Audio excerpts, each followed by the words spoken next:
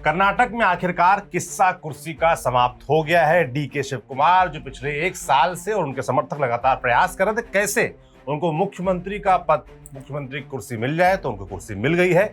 सिद्धरमैया जो कि मुख्यमंत्री थे कर्नाटका के, उन्होंने इस्तीफा दे दिया है। गवर्नर साहब थावरचंद गहलोत फिलहाल कर्नाटका में नहीं है, वो मध्य प्रदेश गए हुए हैं, शाम तक लौटेंगे ऐसा कहा जा रहा है। पर दफ्तर जाकर सेक्रेटरी साहब को दे आए हैं इस्तीफा सिद्धरमैया, और एक प्रेस कॉन्फ्रेंस में साफ तौर पर ऐलान कर दिया, कहा कि जैसा आलाकमान ने आदेश दिया है उस आदेश को मानते हुए मैंने इस्तीफा दे दिया है और डीके शिव कुमार अगले मुख्यमंत्री होंगे कर्नाटक के। तो किस्सा कुर्सी का ये समाप्त हुआ, पर हुआ कैसे? ये ट्रांसफर इतना स्मूथ तरीके से कैसे हो गया? जो एक साल से प्रयास चल रहे थे वो नाकाम क्यों साबित हो रहे थे? कहा जाता है कि जब 2023 में कर्नाटक में कांग्रेस की सरकार आई, तभी ये बात राहुल गांधी के सामने बैठक में तय हो गई थी कि पहले सिद्धरमैया 2.5 साल मुख्यमंत्री रहेंगे, फिर 2.5 साल डीके शिव कुमार। मगर अब 3 साल लगभग हो गए और अब जाकर ये ट्रांसफर हो पाए। मेरे साथी विनय सुल्तान है जो कि आपको थोड़ा विस्तार से समझाएंगे कि डीके शिव कुमार की स्टोरी क्या है, सिद्धरमैया क्यों इतने पावरफुल थे कि उनको हटाना इतना आसान नहीं था कांग्रेस पार्टी के लिए, और क्यों आज की तारीख में कांग्रेस पार्टी के लिए ये मजबूरी बन गया कि एक मुख्यमंत्री को हटाकर अपनी पार्टी के दूसरे नेता को मुख्यमंत्री उनको बनाना पड़ा। नमस्ते, मेरा नाम सौरभ त्रिपाठी है। विनय जी बताइए, सबसे पहले तो ये बताइए कि ये जो ट्रांसफर ऑफ पावर हुआ है ये क्यों हुआ, इसकी जरूरत क्यों पड़ी, और इसके जो प्रयास चल रहे थे पिछले एक साल से वो नाकाम थे, इस बार क्यों सफल हो गया? देखिए, 2020 में डीके शिव कुमार प्रदेश कांग्रेस कमेटी के अध्यक्ष बने और सामान्य तौर पे ये कहा जाता है, कांग्रेस में एक रवायत रही है कि जो कि प्रदेश कांग्रेस कमेटी का जो चेयरमैन होता है या अध्यक्ष होता है, उसको स्वाभाविक दावेदार माना जाता है मुख्यमंत्री की कुर्सी का। 2023 में जब कांग्रेस चुनाव जीती तो उस समय बहुत जोरों शोरों से ये बात चल रही थी कि इस बार जो है डीके शिव कुमार को बनाया जाएगा, क्योंकि 2 बार से लगातार जो है सिद्धरमैया मुख्यमंत्री बन रहे थे। तो उसके बाद में ये बात जोरों शोरों से चली कि डीके शिव कुमार बड़े मजबूत प्रतिभागी हैं, बहुत मजबूत कंटेंडर हैं मुख्यमंत्री बनने के। उसके बाद में ये हुआ कि एक प्रेस कॉन्फ्रेंस होती है, आपको याद होगा, जिसमें डीके शिव कुमार आते हैं और लगभग जो है उनकी आवाज जो है बैठी हुई है, एक थकान उनके चेहरे पे दिख रही है लगातार चुनाव के तुरंत बाद में, और वो बहुत भरी हुई आवाज में ये कहते हैं कि जो भी आलाकमान फैसला लेगा मैं उस फैसले को मानूंगा और मानने के लिए तैयार हूं। और आलाकमान क्या फैसला लेता है? आलाकमान फैसला ये लेता है कि सिद्धरमैया को मुख्यमंत्री बना दिया जाता है, और सिद्धरमैया मुख्यमंत्री बनते हैं तो उस समय ये बात कही जाती है कि 2.5 साल के लिए सिद्धरमैया रहेंगे और 2.5 साल के लिए डीके शिव कुमार को कुर्सी सौंपी जाएगी। उसके बाद में डीके शिव कुमार के चेहरे पे ही अगला चुनाव लड़ा जाएगा। तो ये बात जो है तय होती है। लेकिन डीके शिव कुमार के पास में पहला मौका ऐसा नहीं था कि जब उनको ये 2.5 साल का फॉर्मूला दिया गया था। पिछली बार भी उनको यही फॉर्मूला दिया गया था, और लेकिन नहीं, उस समय सिद्धरमैया जो है मुख्यमंत्री की कुर्सी उन्होंने नहीं छोड़ी और वो जो है चुनाव तक जो है मुख्यमंत्री बने रहे। 2018 की बात मैं आपको बता रहा हूँ। तो हुआ क्या कि इस बार डीके शिव कुमार ने, क्योंकि दूध का जल्ला छाछ में फूक फूक के पीता है, तो उन्होंने 2 साल में ही हल्ला मचाना शुरू कर दिया कि अब जो है समय पूरा हो रहा है, समय पूरा हो रहा है। और मई में जो है दरअसल चुनाव होते हैं कर्नाटका में, तो मई में 3 साल पूरे हो गए। तो जब उन्होंने 2 साल से हल्ला मचाना शुरू किया तो कम से कम आखिरी के 2 साल उनके पास में सत्ता के बच गए। 6 महीने फिर भी ग्रेस पीरियड में। पिछले एक साल में कई बार ऐसे मौके आए जब डीके शिव कुमार के जो समर्थक हैं वो कह रहे थे कि डीके शिव कुमार को मुख्यमंत्री बनाया जाए। डीके शिव कुमार जब भी दिल्ली आते थे आलाकमान से मिलने, तो ये कयास लगाए जाते थे कि अब कुछ खेला होने वाला है, अब कुछ खेला होने वाला है। और ऐसी कई मीटिंगें हुई भी। लास्ट मुझे याद है जो मीटिंग हुई थी, डीके शिव कुमार आए थे, सिद्धरमैया नहीं आए थे। सिद्धरमैया से जब वहां पे मीडिया ने पूछा तो बोले मुझे तो बुलाया नहीं गया है, तो मैं नहीं गया हूं, जब बुलाया जाएगा तो जाऊंगा। तो तब भी लगा कि मामला कुछ गड़बड़ चल रहा है, और अब फाइनली जाके जो लास्ट अब मीटिंग हुई है उसमें ये तय हो गया। और जैसा कि सिद्धरमैया ने प्रेस कॉन्फ्रेंस में कहा भी, आज सुबह उससे पहले देखा गया कि सिद्धरमैया और डीके शिव कुमार, जो सिद्धरमैया घर में ब्रेकफास्ट था उसमें जाते हैं, डीके शिव कुमार उनके पैर छूते नजर आते हैं। उसके बाद कहा गया सिद्धरमैया भावुक हो गए। इस तरह की तस्वीरें आ रही थी। मगर ये दोनों कांग्रेस के जो शत्रु नेता हैं, इनकी कहानी बड़ी इंटरेस्टिंग है। डीके शिव कुमार की अपनी कहानी, जिनको एक तरीके से फंड मैनेजर, बाहुबली, पावरफुल नेता के तौर पर देखा जाता है, और सिद्धरमैया को थोड़ा मास लीडर के तौर पर देखा जाता है, और जो तमाम तरह की जो कास्ट अरिथमेटिक होती है उसको तोड़ते हुए भी लगातार इतने समय तक अपने आप को रेलेवेंट बनाए रखना, मुख्यमंत्री बनाए रखना, कैसे ये हो पाया, वे समझाएंगे। देखिए, कर्नाटक की जो राजनीति है उसमें 2 बड़े समुदाय हैं। पहला समुदाय है वोकलिगा, जिससे देवेगौड़ा आते हैं, डीके शिव कुमार आते हैं। दूसरा है एचडी देवेगौड़ा की बात कर रहे हैं, जो कि भारत के पूर्व प्रधानमंत्री रहे हैं और कर्नाटका के बड़े नेता, और उनकी पार्टी जेडीएस है। जनता। दूसरा डीके शिव कुमार खुद उस समुदाय से आते हैं। दूसरा बड़ा समुदाय है लिंगायत, जिसे येदियुरप्पा आते हैं जिस समुदाय से वो। तो लिंगायत जो समुदाय है, दरअसल उनका जो वर्चस्व क्षेत्र है वो आप ये देखेंगे महाराष्ट्र से निकल जो नॉर्दर्न कर्नाटका का जो इलाका है वो पूरी तरीके से लिंगायतों के डोमिनेंस वाला इलाका है। जो सदर्न कर्नाटका का जो इलाका है इसमें वोकलिगा आपको बड़ी जो है खेतिहर जाति जिसका दबदबा है वो मिलेंगी। तो इस तरीके से दो कर्नाटका को हम दो बड़ी जातियों के वर्चस्व की लड़ाई के तौर पे देख सकते हैं। सिद्धारमैया जो है उन्होंने इन दोनों के वर्चस्व को मात दी अपने तरीके से। दरअसल होता क्या है कि एक कांग्रेस के लीडर थे वहां पे देवराज उर्स, जो कि बाद पहले 78 में कांग्रेस से अलग भी हुए, उन्होंने उर्स कांग्रेस भी बनाई, ऑल इंडिया कांग्रेस उर्स। तो उन्होंने एक फॉर्मूला दिया था जिसको कहा जाता था अहिंदा। अहिंदा मतलब अल्पसंख्यक, हिंदू ओबीसी मतलब वोकलिगा और लिंगायत को छोड़ के, और दलित, इनका एक समीकरण ऐसा बनाया जाए जिसको अहिंदा कहा गया। देवराज उर्स ने उसको इस्तेमाल करने की कोशिश की, लेकिन सिद्धारमैया ने जो है उसका सफल प्रयोग किया पहली बार।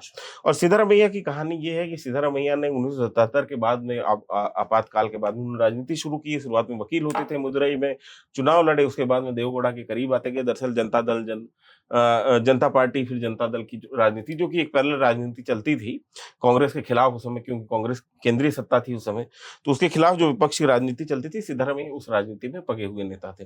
वीरेंद्र पाटिल, जगदीश शेट्टार वगैरह, ये तमाम नेता जो एक रामकृष्ण हेगड़े, एक पूरा लीडरशिप का वहां से कर्नाटका से हमने देखा कि एक इतिहास है। तो उस समय जो है लगातार, और देवगौड़ा की ये राजनीतिक वारिस माने जाते थे। कुमार स्वामी जो है उस समय देवगौड़ा के पुत्र हुआ करते थे, राजनीतिक वारिस नहीं हुआ करते थे।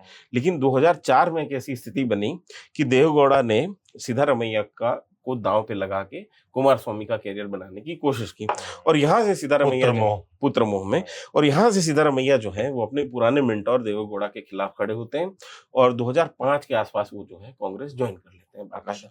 और कांग्रेस ज्वाइन करने के बाद में 2008 का वो पहली बार चुनाव लड़ते हैं इसी फॉर्मूला के साथ में। फिर 2013 के चुनाव में वो जीतते हैं। 2018 के चुनाव में कांग्रेस जो है दूसरी सबसे बड़ी पार्टी बन के आती है, अलायंस में जो है जेडीएस के साथ में सत्ता बनाती है। 2023 में फिर से वो सत्ता में आते हैं। 2013 का चुनाव जो है वो बहुत दिलचस्प इसलिए भी था क्योंकि येदियुरप्पा जो है वो बीजेपी से विद्रोह कर चुके थे, बीजेपी वहां पे कमजोर पड़ चुकी थी, तो एक तरीके से केक वॉक भी हो गया था सिद्धारमैया के लिए। तो ये स्थिति जो है सिद्धारमैया की है। तो सिद्धारमैया वहां पे जो ओबीसी कास्ट है वोकलिगा को छोड़ के, उनके सबसे बड़े चेहरे वही हैं। तो उन्होंने जो एक तरीके से अति पिछड़ा और दलित वाला जो समीकरण है और अल्पसंख्यक, ये समीकरण जो कि कुछ जो समीकरण नीतीश कुमार ने साधने की कोशिश की यादों से अलग हटके, तो वो समीकरण जो है सिद्धारमैया ने कर्नाटक में साध रखा था, और इसकी वजह से ये सत्ता में थे। और इनके जो दूसरे जो इनके सबसे क्लोज सिपह सालार थे वो है डीके शिव कुमार, और डीके शिव कुमार की भी कहानी बहुत दिलचस्प कहानी है। और वो डीके शिव कुमार वो आदमी हैं जिन्होंने सीधे तौर पर देवगौड़ा को चैलेंज किया उनके सबसे मजबूत गढ़ में, उनकी सबसे मजबूत कॉन्स्टिट्यूंसी में, वोकलिगा वोटर्स में, क्योंकि खुद डीके शिव कुमार भी वोकलिगा समुदाय से आते हैं। और डीके शिव कुमार की उरूज की कहानी शुरू होती है, आप ये समझिए 1990 के आसपास, 80-90 के आसपास, जब कंप्यूटर क्रांति आ रही होती है और बेंगलोर खड़ा हो रहा होता है, तो बेंगलोर के आसपास का जो रियल एस्टेट का इलाका है, तो यहाँ पे डीके शिव कुमार ने बहुत मजबूती से रियल एस्टेट का कारोबार अपना खड़ा किया, और यहाँ से उनके पास में काफी पैसा, मतलब धन बल और बाहुबल जो है उनके पास रहा, और बेंगलोर शहर के अंदर उनकी जो है धमक हमको स्पष्ट तौर पे सुनाई देती है। ये वही समय होता है 1998-99 आसपास, जिस समय एसएम कृष्णा जो है मुख्यमंत्री बनते हैं। उसी समय जो है डीके शिव कुमार एक युवा के तौर पे उभर रहे होते हैं, और पहली बार जो है डीके शिव कुमार चैलेंज करते हैं देवेगौड़ा के वर्चस्व को वोकलिगा वोटर्स में। और वह सतानूर विधानसभा चुनाव में वो कुमार स्वामी के खिलाफ, जो देवेगौड़ा के एचडी देवेगौड़ा के सुपुत्र हैं, उनके खिलाफ चुनाव लड़ते हैं, जो कि अभी केंद्रीय मंत्री भी हैं, और सतानूर में वो एचडी देवेगौड़ा को चुनाव हराने में कामयाब होते हैं, और उसके बाद मंत्री भी बनते हैं कांग्रेस सरकार। यस, कांग्रेस सरकार में मंत्री भी बनते हैं। और उसी समय 1999 में ही आपको याद होगा कि लोकसभा चुनाव हुआ था, क्योंकि ये जो थर्ड फ्रंट की जो सरकार थी वो नहीं चल पाई थी। पहले देवेगौड़ा उसमें प्रधानमंत्री थे, उसके बाद में इंद्र कुमार गुजराल बने, लेकिन वो सरकार नहीं चल पाई। 1999 में जो लोकसभा चुनाव हुए थे उसमें हसन सीट से, जो कि बहुत मजबूत गढ़ माना जाता था देवेगौड़ा का, वहां से देवेगौड़ा चुनाव लड़ते हैं और हार जाते हैं। तो लोकसभा में देवेगौड़ा नहीं गए, और इधर ये इन्होंने इनके बेटे को 1999 में हरा दिया। तो 2002 में एक कनकपुरा, जो कि अब बेंगलोर रूरल के नाम से जो सीट जानी जाती, उस समय उसका नाम होता था कनकपुरा।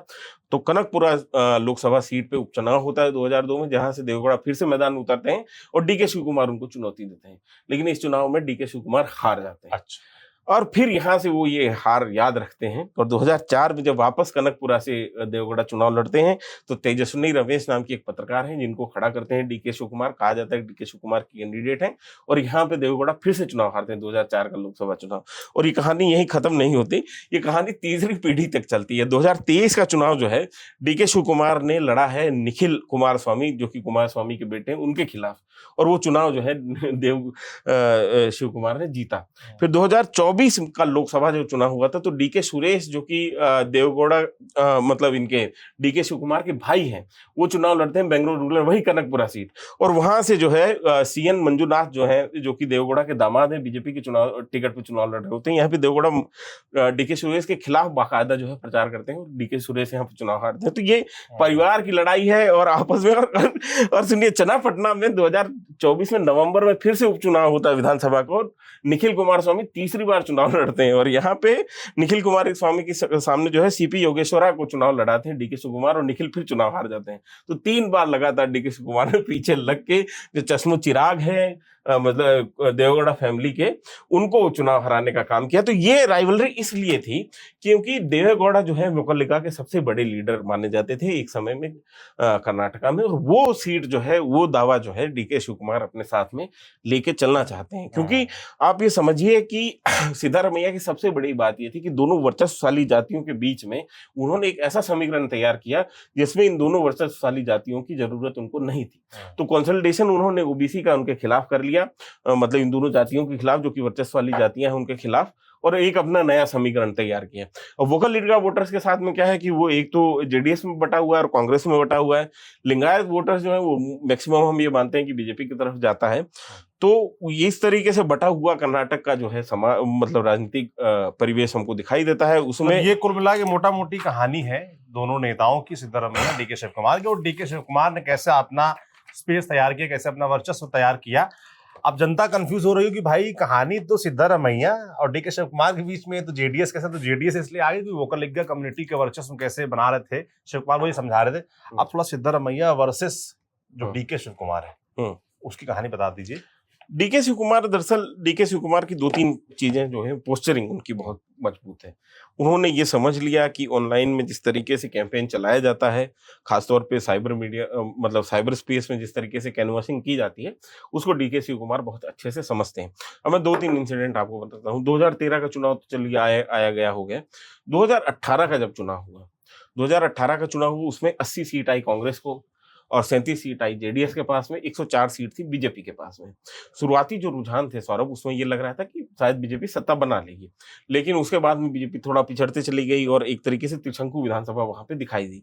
उसके बाद में जेडीएस के साथ में गठबंधन किसने करवाने का प्रयास किया या पहल करने की, तो डीके शिव कुमार है। वही डीके शिव कुमार जो कि देवगौड़ा फैमिली के साथ में, मतलब उनकी पुरानी राइवलरी रही है। उन्होंने ये पोस्चरिंग की कि मैंने ये पूरा का पूरा गठबंधन करवाने का प्रयास किया और मेरे वजह से जो है ये कोलेशन वो बन रहा है। तो एक बड़ा दिलचस्प एनेक्डोट है वहां का कि जब ये 23 मई 2018 को जब शपथ ग्रहण हो रहा था, सोनिया गांधी शपथ ग्रहण में गई कुमारस्वामी के शपथ ग्रहण में, तो वो जैसे ही एलिवेटर से उतर रही थी एयरपोर्ट में, तो डीके शिव कुमार बाहर खड़े हुए थे। तो उन्होंने गुलदस्ता दिया और खुशी से कहा कि मैडम हमने यही करवाया और ये कोलेशन हो पाया है। तो उन्होंने क्रेडिट लेने की कोशिश की, तो सोनिया गांधी ने तुरंत उनको टोका कि उन्होंने कहा कि अच्छा तुम्हारे इलाके में कितना कांग्रेस जीती है ये बताओ। तो वहां पे क्योंकि जेडीएस ठीक ठाक कर पाई थी उस चुनाव में, डीके शिव कुमार के जो है बोलते नहीं बना कुछ, तो यहाँ से ये इशारा लगाया गया कि जो ओल्ड कार्ड्स हैं, जिसमें इंक्लूडिंग मल्लिकार्जुन खड़गे, वो डीके शिव कुमार को कम पसंद करते हैं, इस वजह से सिद्धारमैया को एक एज हासिल है। और उसके बाद में डीके शिव कुमार दूसरी बार हमको राष्ट्रीय पिक्चर में दिखते हैं, वो ये इस तरीके से दिखते हैं। ऑपरेशन लोटस चलता है 2019 में। 2018 का 23 मई जो है वो बहुत दिलचस्प है, क्योंकि कुमारस्वामी का शपथ ग्रहण समारोह सिर्फ शपथ ग्रहण समारोह नहीं था। आप देखेंगे कि लाइन लगा के जो है पक्ष के नेता वहां खड़े थे, और ये वाली तस्वीरें जो हैं ये वहां पे सब हाथ पकड़ के और इस तरीके से बीजेपी के खिलाफ पोस्टरिंग कर रहे थे। 2019 में बीजेपी सत्ता में आती है, जुलाई में ऑपरेशन लोटस शुरू होता है कर्नाटका में, और 17 विधायक जो है वो डिफेक्ट करते हैं, वो पाला बदल लेते हैं, उनको मुंबई ले जाया जाता है। पहले एक होटल में ले जाया जाता है बांद्रा कुर्ला कॉम्प्लेक्स में। उसके बाद में एक पवई का होटल है रेनेसांस, उसको वहां पे लेके जाया जाता है। और जो वो पवई होटल में ये 17 विधायक हैं, जिसमें 3 जो है जेडीएस है, 14 कांग्रेस हैं। तो उनसे मिलने के लिए डीके शिव कुमार पहली बार जाते हैं वहां। पुलिस से भिड़ जाते हैं अपने समर्थकों के साथ में, क्योंकि पुलिस की सुरक्षा होती है उस पवई वाले होटल के बाहर। और तमाम उनका जो है पसीने से तरबतर और पुलिस से संघर्ष करते हुए वो जो फोटो जो है खूब वायरल होती हैं। और यह वही समय होता है 2019 में, जब कांग्रेस की हार के बाद में राहुल गांधी इस्तीफा दे देते हैं कांग्रेस पार्टी के उपाध्यक्ष के पद से। और उसके बाद में ये बात चलने शुरू होती है कि नया कांग्रेस अध्यक्ष कौन बनेगा, नया एआईसीसी का अध्यक्ष कौन बनेगा। ये लगातार बातें शुरू होती हैं।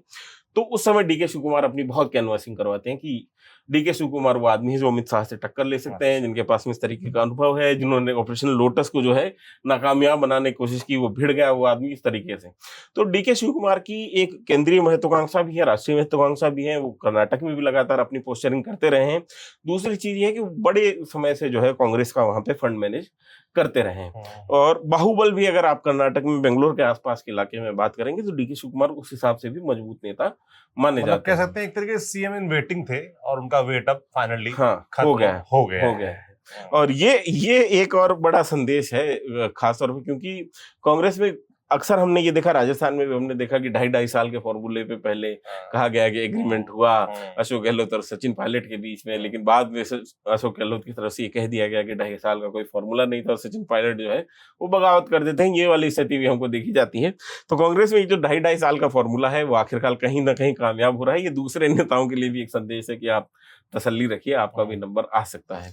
और ये 2.5 साल के फॉर्मूले की बात अगर होगी तो ये सवाल ये भी उठता है कि जैसे 2 नेशनल पार्टियां हैं मेजर, कांग्रेस पार्टी है और भारतीय जनता पार्टी है।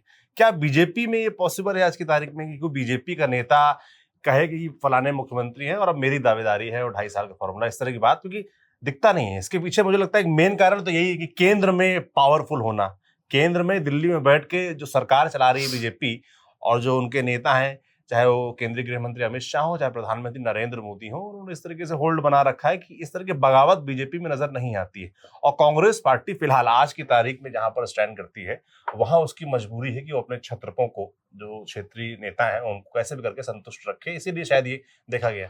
ये मतलब सिर्फ एक पार्टी कहानी नहीं है सौरभ। मतलब जब भी केंद्र में आप सत्ता में होते हैं तो आपकी जो पेरिफेरी के जितने नेता होते हैं वो एकदम राइट टाइम चलते हैं, एकदम लाइन से रहते हैं, पूरा अनुशासन जो है होता है। पार्टी अध्यक्ष जो है उनका भी पूरा सम्मान होता है, चाहे जो मतलब तमाम सारी चीजें जो हम बीजेपी में भी ट्रेड्स देखते हैं कि अचानक से जो है वेंकैया नायडू जाते हैं 2015 में और ऐलान कर देते हैं मनोहर लाल खट्टर, और जिसको कोई जानता ही नहीं होता है उनको मुख्यमंत्री मान लिया जाता है। तो हरियाणा में तो इसी तरीके से भजन लाल शर्मा के नाम की पर्ची निकल जाती है और सब लोग मान देते हैं। भजन लाल शर्मा पहले ऐसे मुख्यमंत्री नहीं रहे। मोहन यादव मध्य प्रदेश में, विष्णुदेव साय छत्तीसगढ़ में, से बहुत सारे तमाम पुष्कर सिंह धामी है ना। लेकिन ये भजन लाल शर्मा पहले ऐसे नहीं है। राजस्थान में एक और प्रधान मुख्यमंत्री होते थे बरकतुल्ला खान, उनकी भी ऐसे ही पर्ची निकाली थी इंदिरा गांधी ने, है ना। तो ये स्थिति जो है लगातार हमने देखी है, क्योंकि जब केंद्र में आप मजबूत होते हैं तो आपके तमाम जो है छत्र वो सही तरीके से रहते हैं। हाँ, लेकिन अगर आप केंद्र में मजबूत नहीं है तो आपके तमाम छत्र जो है वो कभी भी बगावत कर सकते हैं। कोई भी शरद पवार बन सकता है, कोई भी पीएन संगमा बन सकता है ना। तो वैसी स्थिति में हेमंता बिश्व शर्मा बन सकता है। तो ऐसी स्थिति में आपको क्या है कि अपने छत्रपों को बहुत संभाल कर रखना वही मुझे लगता है कांग्रेस पार्टी फिलहाल कर भी रही है, बहुत जूझ रही है इस चीज से। और कांग्रेस के पास में आप देखिए किसी भी राजनीतिक पार्टी को चलाने के लिए पैसा चाहिए होता है। पैसे के लिए आपको ये है कि आपकी राज्यों में सरकार होनी चाहिए, और कांग्रेस के पास में गिने चुने राज्यों में सरकार है, जिसमें कर्नाटक एक हाई रेवेन्यू स्टेट है, वहां से ठीक ठाक जो है फंड पार्टी के पास में आता होगा, जिसके जरिए जो है कांग्रेस अगला चुनाव लड़ने की उम्मीद कर रही है। क्योंकि चुनाव बहुत खर्चीला अफेयर है, खासतौर पर अमित शाह जिस समय से बीजेपी में आए और जिस तरीके से बीजेपी चुनाव लड़ रही है, उसका मुकाबला करना कांग्रेस या किसी भी विपक्षी पार्टी के लिए बहुत मुश्किल होता जा रहा है। तो ऐसे में हाई रेवेन्यू स्टेट है कर्नाटका, वहां पे बीजेपी किसी भी हालत में, कांग्रेस किसी भी हालत में चाहेगी वो सत्ता में रहे। अभी केरला में वो लोग आए हैं तो थोड़ा उनको मजबूती मिलेगी, थोड़ा साहस मिलेगा, सांस लेने की जगह मिलेगी, क्योंकि पार्टी के डे टू डे के अफेयर्स में भी काफी पैसा ठीक ठाक खर्च होता है। तो ये सब तो अभी तुरंत की तस्वीर है, बाकी उस तस्वीर का इंतजार सबको रहेगा जब डीके शिव कुमार मुख्यमंत्री पद की शपथ लेंगे, राज्यपाल वापस आएंगे, वो कब समय देते हैं, कब वो शपथ लेते हैं, ये देखने वाला होगा। कुछ बातें ये भी निकल के आ रही हैं कि डीके शिव कुमार के साथ जो नया मंत्रिमंडल कैबिनेट होगा उसमें बहुत सारे बदलाव देखने को मिल सकते हैं। इसके पीछे कहा जा रहा है कि भाई जो अभी 35 मंत्री हैं उनमें से 20 से 25 मंत्री बदले जा सकते हैं, ताकि जो एंटी इनकम्बेंसी सी बन गई है सरकार के खिलाफ वो आने वाले 2028 के जो चुनाव है उससे पहले उसको समाप्त किया जा सके, नए चेहरों को मौका मिले तो शायद कुछ से बदलाव होता है इससे कुछ। दूसरी बात यह है कि एक तो चेहरा जो है एक असंतुष्टि होती है जनता की, वो हट जाती है। दूसरा, नया चेहरा मुख्यमंत्री के तौर पे भी नया कैबिनेट होगा। और तीसरी बात यह है कि बहुत सारे विधायक जो पहले दूसरी बार के विधायक हैं उनको एक बार मौका मिल जाएगा। एक उम्मीद, एक आस बनती है कि यार अब हमारा नंबर लग जाएगा। वो अगर मंत्री बन पाते हैं तो कुछ बेहतर कर पाते हैं तो अगली बार वो मंत्री पद के लिए अपने आप को ज्यादा मजबूती से स्थापित कर पाएंगे। तीसरा आप ये होता है कि आप अपने एमएलए को, बहुत सारे एमएलए को कैटर कर लेते हैं, 20-25 एमएलए नए कैटर कर लेते हैं, तो जो कि मंत्री पद से मंत्री पद आप उनको दे देते हैं, चाहे जूनियर मिनिस्टर मतलब राज्य मंत्री किस्म का दर्जा हो, चाहे कैबिनेट मिनिस्टर किस्म का दर्जा हो, या आप कुछ समितियों में उनको एडजस्ट कर देते हैं जो तमाम जिनके पास में कैबिनेट स्तर का दर्जा होता है उस तरीके की समितियों। इस तरीके से आप अपने तमाम जो है एमएलए को भी कैटर करते हैं, उनकी भी राजनीतिक आकांक्षाओं को जो है पूरा करने की कोशिश करते हैं। तो ये राजनीति में चलता आया है और नया कैबिनेट आएगा निश्चित तौर पे, तो उससे भी कई लोग उम्मीद बना के बैठे हुए हैं कि अच्छा डीके शिव कुमार आए तो हमारा भी नंबर आए। बाकी 2028 में चुनाव होगा, उसके लिए ये भी याद रखें कि सामने भारतीय जनता पार्टी बैठी, जिनके अभी राष्ट्रीय अध्यक्ष हाल में नितिन नवीन देखे गए थे कर्नाटका में ही। जो उनके पुराने बड़े नेता हैं येदियुरप्पा, उनके साथ बैठे थे, मीटिंगें चल रही थी, तो वहां अलग अलग तैयारी चल रही है, जिसके बारे में बीजेपी के बारे में तो कहा भी जाता है कि भाई वो बड़ी हैवी इलेक्शन मशीनरी है और 24 घंटे 7 दिन 365 दिन आप कह लीजिए वो राजनीतिक चुनाव में लगी रहती है। चुनाव से 2 साल पहले से लगभग बीजेपी तैयारी शुरू कर देती है। वो तैयारी भी है और इसके जवाब में मुझे लगता है कि कांग्रेस पार्टी ने सोचा होगा, एक प्रयोग किया है, प्रयोग कितना सफल होता है ये तो आने वाले वक्त में पता चलेगा। बाकी हमारी नजर इस पूरी खबर पे बनी है, देश की तमाम जो पॉलिटिकल तमाम अपडेट्स होती है आप तक हम पहुंचाते रहेंगे। मेरा नाम सौरभ त्रिपाठी है, मेरे साथी विनय सुल्तान थे जिनका थोड़ा पसीना आ गया है, इतना ज्यादा इन्होंने बोला है। आप देखते रहिए न्यूज़ पिंच, हमारा काम आपको कैसा लग रहा है कमेंट बॉक्स में लिखकर जरूर बताइएगा। शुक्रिया।